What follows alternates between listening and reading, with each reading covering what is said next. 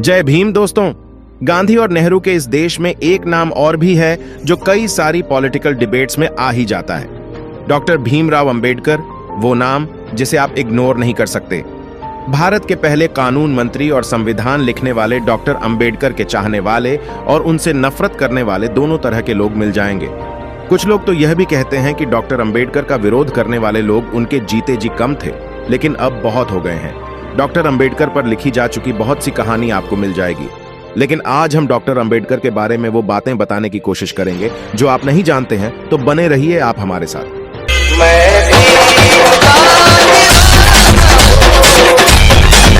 तो चलिए शुरू करते हैं इस वीडियो को। डॉक्टर अंबेडकर को लेकर जो पहली बात अट्रैक्ट करती है वो है उनका हिंदू धर्म। हिंदू धर्म को लेकर जिस व्यवस्था के कारण हमेशा चिंतित रहे। 1919 में उन्हें लाहौर धर्म पर बोलने के लिए बुलाया गया था, लेकिन अंबेडकर के विचारों को देखते हुए इस इवेंट के ऑर्गेनाइजर्स ने स्पीच की कॉपी पहले से ही मंगवा कर रख ली थी। और जब उन्होंने स्पीच को पढ़ा तो उन्हें एहसास हुआ कि डॉक्टर अंबेडकर को इस इवेंट में बुलाकर कई तरह की परेशानियां खड़ी हो सकती हैं, जिस कारण अंबेडकर को इस इवेंट में आने से मना कर दिया गया। बाद में डॉक्टर अंबेडकर ने इस स्पीच को एनिहिलेशन ऑफ कास्ट नाम की किताब के रूप में प्रकाशित किया, जिसमें उन्होंने ये आर्गुमेंट को आगे रखा कि जाति व्यवस्था को सुधारा नहीं जा सकता। हिंदू धर्म और जाति व्यवस्था रेल की दो पटरियों की तरह होती है जो अलग दिखती हैं, लेकिन साथ ही चलती है। डॉक्टर अंबेडकर का मानना था कि दलितों के विकास के लिए हिंदू धर्म का विनाश जरूरी है। एक बार पेरियार के सामने उन्होंने भगवत गीता को एक सभा में क्रिटिसाइज किया था। ऐसा करते देख घनश्याम दास बिड़ला के बड़े भाई एक दिन डॉक्टर अंबेडकर से मिलने आए और उन्होंने कहा कि आप भगवत गीता की आलोचना करने के बजाय इसके संदेश को दुनिया भर तक पहुंचाएं, और यहां तक जाति व्यवस्था को हटाने की बात रही तो इसका हम भी समर्थन तो करते हैं। आप चाहें तो हम इसके लिए 10 लाख रुपए की आपके मिशन के लिए मदद कर सकते हैं। डॉक्टर अंबेडकर इस बात से चिढ़ गए। अंबेडकर का जीवन पूरी तरह से ही जाति व्यवस्था के कारण प्रभावित हुआ था।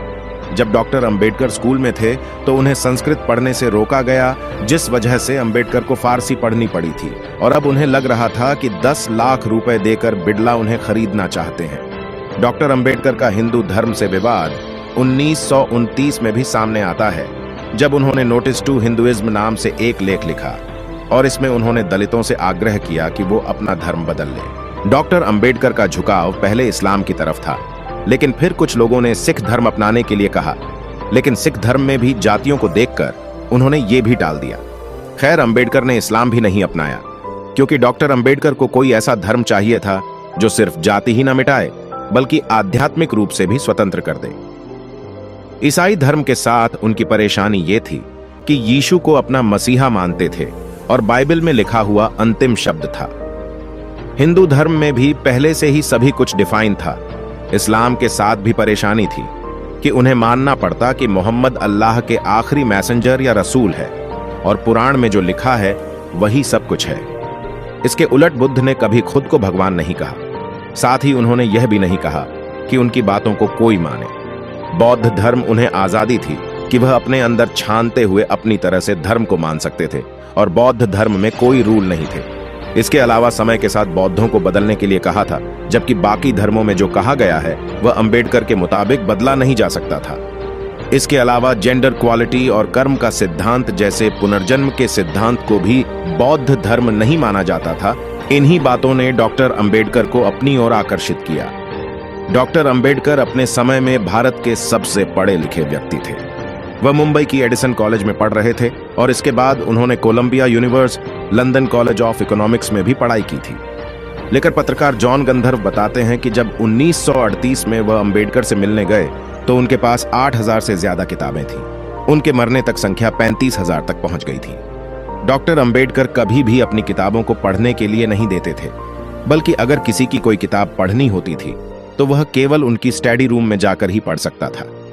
डॉक्टर अंबेडकर का किताबों के प्रति इतना लगाव था कि वो रात भर पढ़ते थे और सुबह 2 घंटे सोकर कोर्ट जाते थे, अपनी नई किताब को पढ़ते रहते थे और फिर से किताबों में खो जाते थे। डॉक्टर अंबेडकर का गांधी से भी बहुत मतभेद रहता था, तो गांधी ने अंबेडकर से कहा था कि मैं अछूतों के बारे में तब से सोच रहा हूं जब आप पैदा भी नहीं हुए थे। पर ऐसा इन दोनों के बीच क्यों होता था? तो वह खादी पहनने को कांग्रेस का सदस्य बनने की पहली शर्त न रखते हैं, बल्कि गांधी चाहते हैं तो कांग्रेस का सदस्य बनने के लिए यह शर्त भी रख सकते हैं कि कांग्रेस में सिर्फ वही व्यक्ति आए जो जाति व्यवस्था को ना मानता हो। अंबेडकर का कहना था कि अगर गांधी सच में अछूतों के बारे में सोचते हैं तो यह शर्त रखते, हर कांग्रेस कार्यकर्ता और लीडर को अपने यहां एक अछूत को नौकरी देनी होगी। यह एक अछूत बच्चे की पढ़ाई लिखाई की जिम्मेदारी लेनी होगी। अंबेडकर आगे बोलते हैं, आज तक कांग्रेस ने एक भी ऐसे नेता को पार्टी से नहीं निकाला जिसने अछूतों से घृणा प्रकट की हो। अंबेडकर जानते थे कि गांधी असल में जाति व्यवस्था के समर्थक हैं। गांधी का दोहरा चरित्र था। विदेशी मीडिया में पॉपुलर होने के लिए गांधी जब भी अंग्रेजी में लिखते समय हमेशा जाति व्यवस्था का विरोध करते थे, लेकिन गांधी के हिंदी और गुजराती में लिखे गए लेखों में हमेशा जाति व्यवस्था की तारीफ होती और वे इसके फायदे गिनाने लग जाते।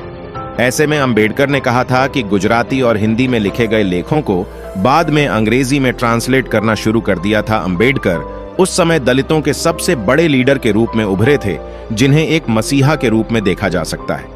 शायद यही वजह थी कि जहां 1950 में भारत में बौद्ध जनसंख्या सिर्फ केवल 1.5 लाख थी, अंबेडकर की मौत के बाद दलितों ने अंबेडकर से प्रेरित होकर बड़े पैमाने पर हिंदू धर्म छोड़कर बौद्ध धर्म अपना लिया था और उनकी जनसंख्या 32 लाख तक पहुंच गई थी।